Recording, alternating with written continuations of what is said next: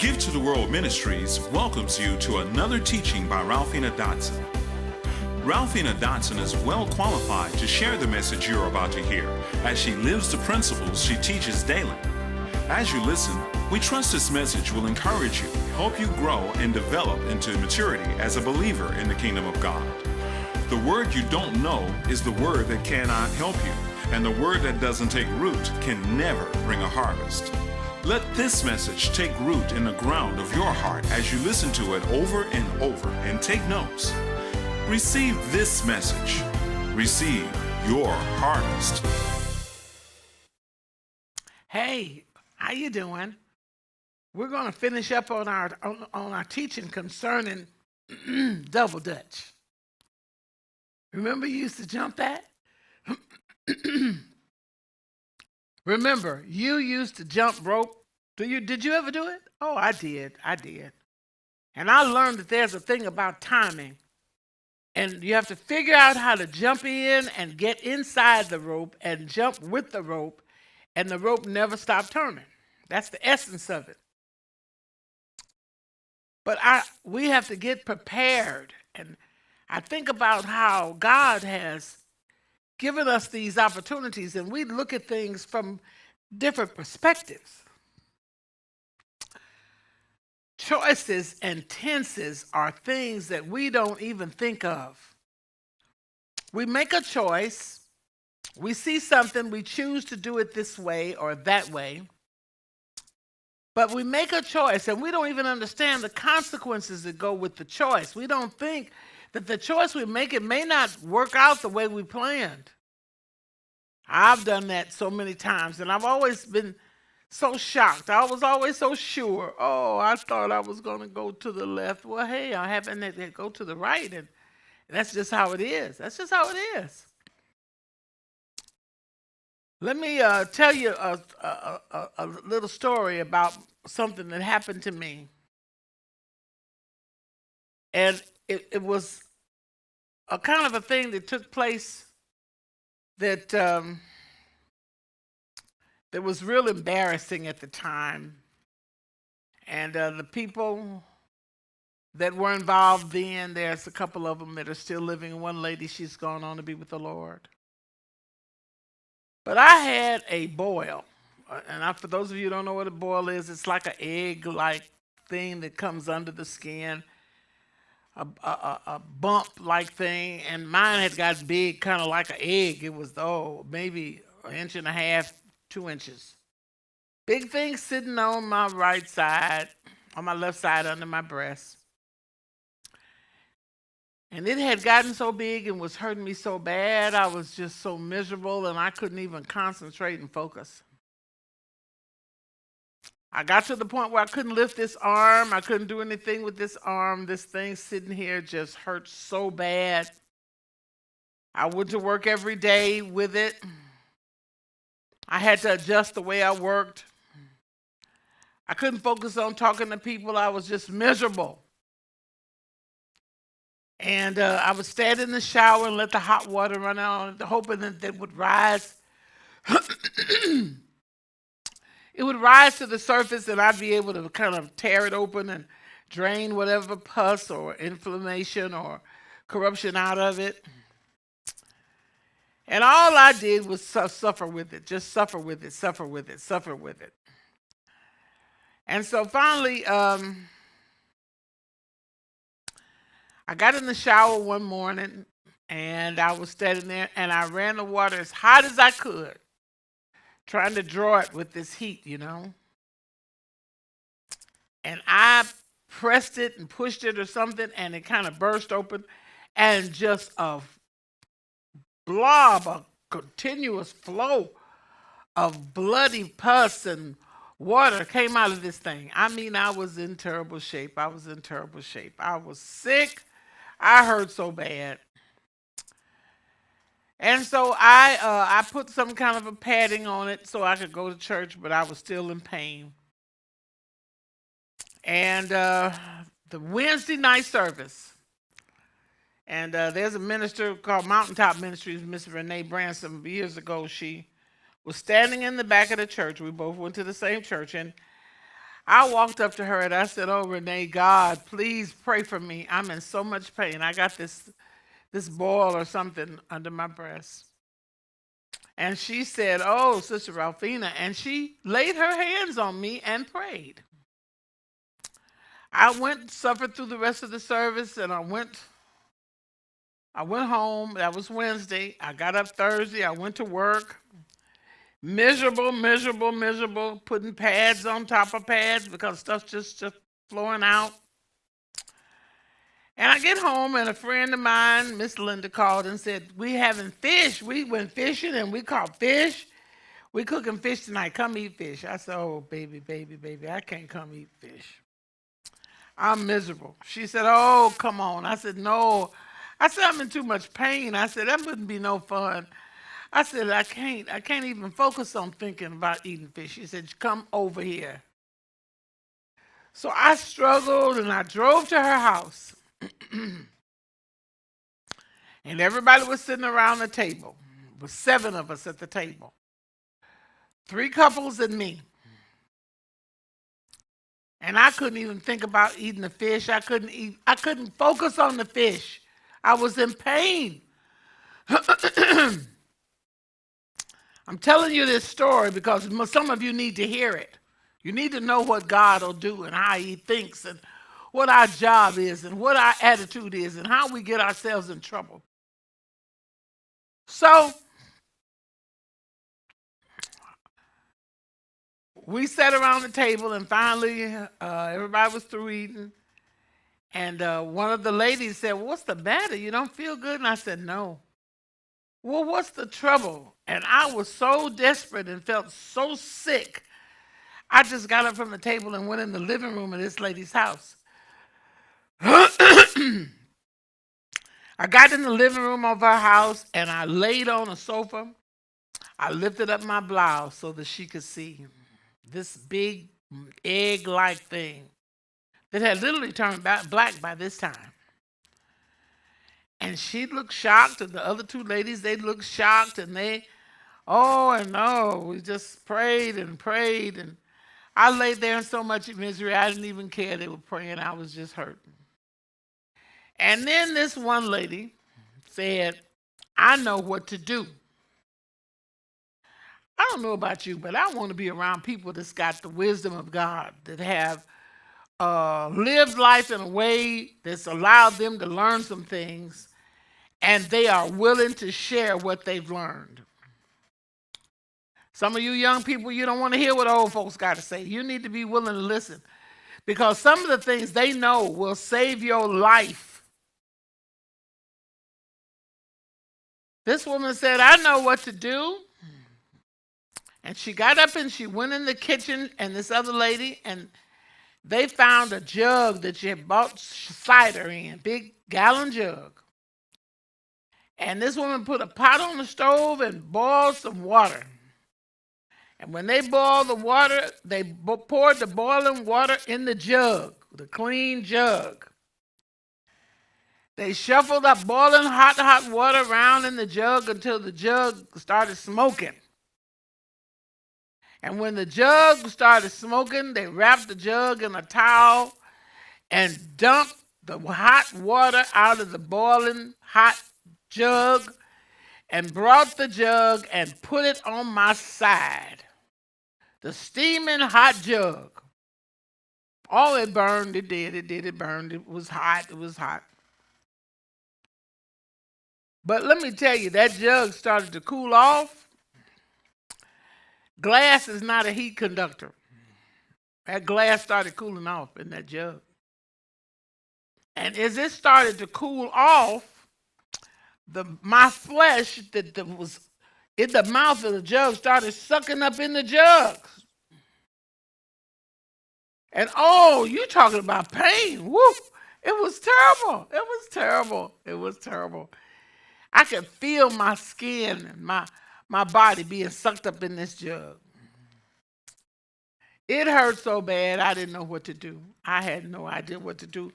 I was just laying there. The lady gave me something to bite. I was biting down on a sock or a cloth or something. I don't remember what. And they took that jug and they made a hole so that they could get the vacuum off the flesh of my body. Went and poured some more boiling water in that jug and slushed that hot water around inside that jug. And when the jug got hot, they dumped the water and came and put it back on this boil bump that was just tormenting me. And this boil just sucked and sucked and sucked. The flesh of my body was going up in the mouth of the jug. And all of a sudden, the three women just kind of jumped back. And when they did, I was kind of out of pain. The pain kind of left. And I looked around. I said, did something come out? And they made a little peephole and broke the vacuum on the jug where it was sucking on my body and turned the bug. And inside the bottom of this gallon jug was about 1 inch of fluid. Combinations of blood and pus and water. And 3 things about the size of my little fingernail that was snow white, looked like hominy. And those things were floating in the jug. And they put a towel over this place. Nothing but water was coming out. I wasn't in pain anymore. And as soon as I realized that this stuff had jumped out of my body into this jug and these women saw it, I was so embarrassed. I was so embarrassed. I was just, I felt sick with embarrassment. And they were all thanking God, and I was thanking God, but in the back of my mind, I was embarrassed. I was thinking to myself, oh my gosh, I can't believe I'm supposed to be Miss Ralphena. Look at me laying here on this lady's couch, and this horrible stuff come up out of my body. Oh God, and these ladies all are witnesses, and they'll always be able to talk about this. They'll never forget this, and they'll probably tell people, and it'll sound like they'll just make fun of me. Oh, I went to the doctor, and I thought to myself, the doctor, he didn't give me no help. He wanted to cut me. Huh? And where's my family? Where are the people that say they love me? Where are the folks that are supposed to be cover me up and protect me like Noah's sons did, you know? Here he was laying naked, exposed, and one of his sons backed up and covered him up. Where's my folks cover me up so I don't look so bad, so I don't, not embarrassed, I don't look so vulnerable? I was feeling terrible. So I just made an excuse, and I got up and I left that lady's house. I made an excuse. Oh, I gotta go. Oh God, I gotta go. I'm so sorry. I gotta go. Thank you, but I gotta go. And when I got outside and got in my car, I started crying. I was so embarrassed. I thought, how could I let something like that happen in front of people? Oh God, these people love me, I guess, but they say they do, but I don't know. And now they got this story they can tell about what happened to Miss Ralphena. I get in my car and I'm sad, I'm embarrassed, I'm disappointed, I'm angry with my family, I'm just all kind of things. I'm just struggling, driving down the road, struggling. Huh. God spoke to me in that car. And the first thing he said to me is, what are you so upset about? And I tried to explain to the Lord, this is embarrassing, humiliating. This is a terrible thing. You don't want people to see you in this kind of condition. You don't want people to see you in some kind of way where they can now, use it to justify not showing you no respect. I was concerned about that. I'm Miss Ralphena. I need help, but I'm Miss Ralphena. The Lord said, first of all, you were beyond a doctor's help. You went to the doctor, and the doctor didn't have the ability to be of any help to you. The doctor told you that he could cut it open. But as far deep in your system as it was, and with all the pus and all the stuff, he'd have had to dig down in you for days to try to find it. You were beyond a doctor's help. And I realized that was true. Then he said, you're too concerned about the image that you have. You care what people think, what people say, what people know, what people have seen. You care about what people think, how they respond, what is their idea, what's their conclusion. You're worried what they have to say about what's the situation. Concerned with the image. Who knows what you've been through? Most of us people live lies for years because they don't want to tell the truth about where they've been and what they've done and what they've endured.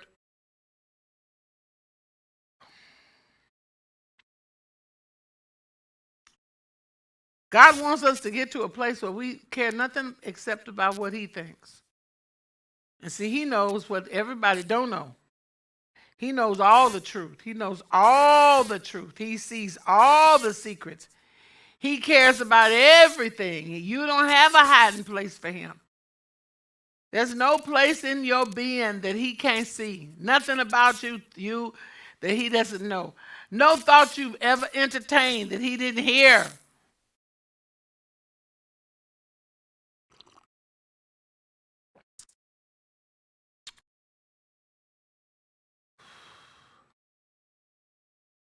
We want to keep ourselves in a place where we can only allow people the privilege of seeing the image that we want them to see us as. I know that's been my attitude all my life. Oh, I'm 6 foot tall. I don't want people to know that I hate being tall and that I feel self-conscious all the time and that I'm easily intimidated.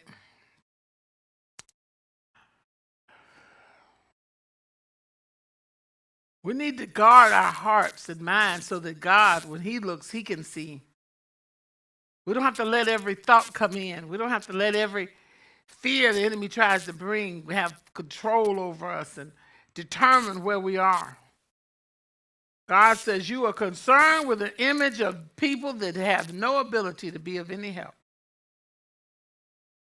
No ability to strengthen you as you walk.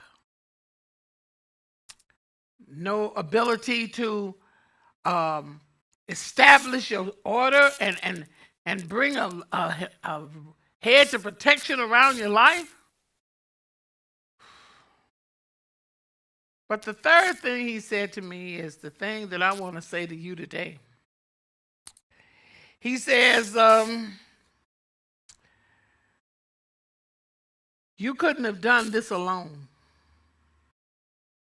This is a problem you could not handle alone. Some of us are living, struggling, praying, waiting for something to manifest, waiting for something to happen.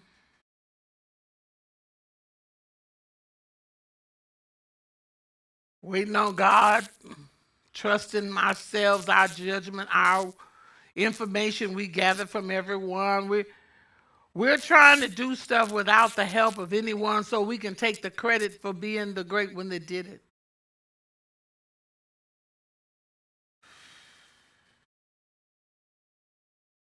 I think about that. I couldn't have done that jar thing and sucked all that stuff up out of my body by myself. I couldn't have done it alone. God's never going to give you an assignment that you can do by yourself.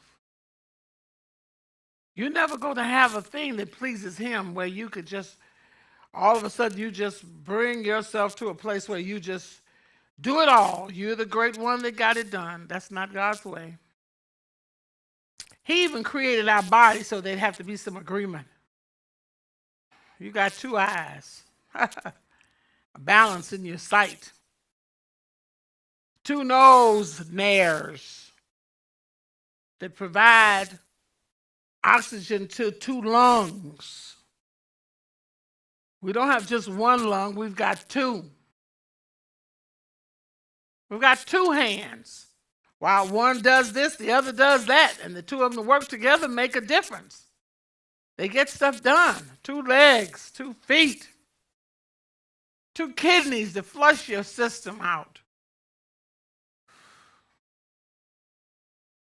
When I think about it in a way that's so good. God told me you can't handle what I've given you to do alone. Those ladies were available to you. Now you make yourself available to somebody else. And keep their secret.